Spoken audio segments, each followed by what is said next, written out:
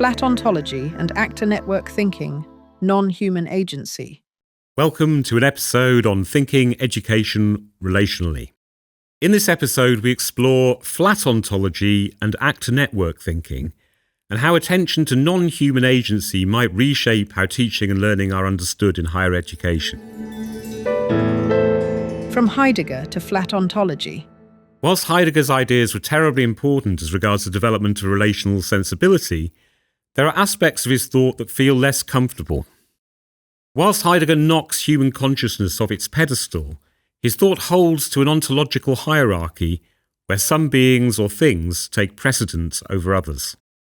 In contrast, we advocate for a flat ontology in which no being is seen as more or less important.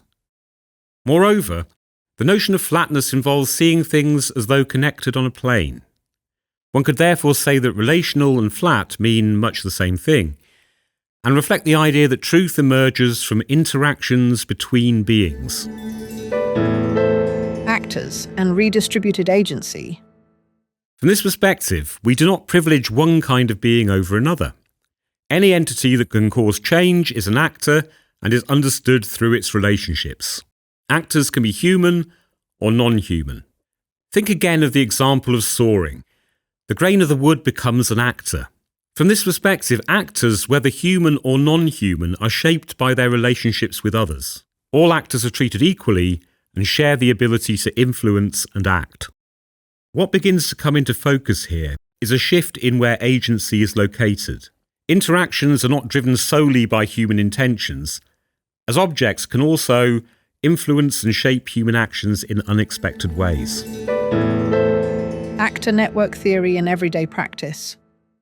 Actor network theory is one approach which favours a flat ontology. The most significant figures in the development of this theory are Bruno Latour and Bob Woolgar. As already mentioned, actors include beings that are not human.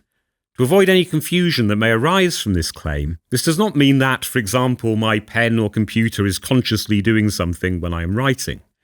But it does mean that writing with a computer and writing with a pen are not equivalent activities. Moreover, there is a sense in which beings other than human beings exercise force with regard to outcomes. If we accept that the pen or the computer is doing something we are probably not conscious of, then what is written will differ depending on which one we turn to. If we simply see these actors as replaceable tools to accomplish the task of translating our immaterial conscious thoughts onto matter, then we fail to acknowledge the ways in which non-human actors exert force. Therefore, it is not quite accurate to say that I use a pen or I use a computer, as they do things too. The Styrofoam cup and the power to gather. Consider another example of how non-human beings exercise power. Styrofoam cups used by lorry drivers at the roadside can become a central locus of gathering where a community is formed around them. Now, perhaps you feel inclined to say that this is simply the act of having coffee together and comes about due to the desire to socialise. But is that necessarily right? Can we be sure that the inconvenience of washing up reusable coffee cups is the reason so many people still use styrofoam cups? Or does the latter exert a force that we may be largely unconscious of? The styrofoam cup's power to gather is a useful example for illustrating how non-human actors can operate within a flat ontology alongside humans.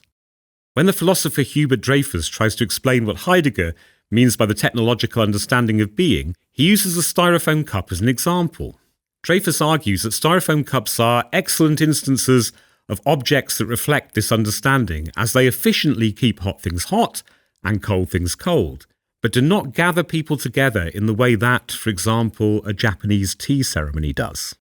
Whilst we agree that the styrofoam cup is a good instance of the kind of object that reflects the technological understanding of being, we also feel that, whilst it is not refined or ancient, it nonetheless plays a significant role in gathering people together. Acknowledging the styrofoam cup as an actor prevents us from developing an aristocracy of things and helps to maintain a flat ontology.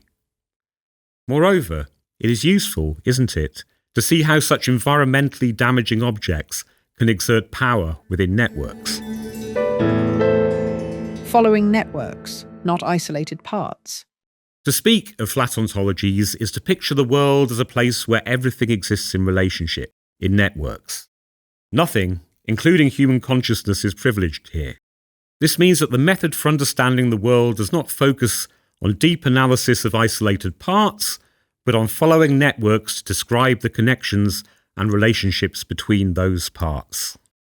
Unlike Heidegger, actor-network theorists acknowledge the importance of science, but feel that its efforts at explanation can reflect a domineering sensibility which both ignores the agency of things and turns inward, away from the material, economic and social factors with which scientific practice is entangled.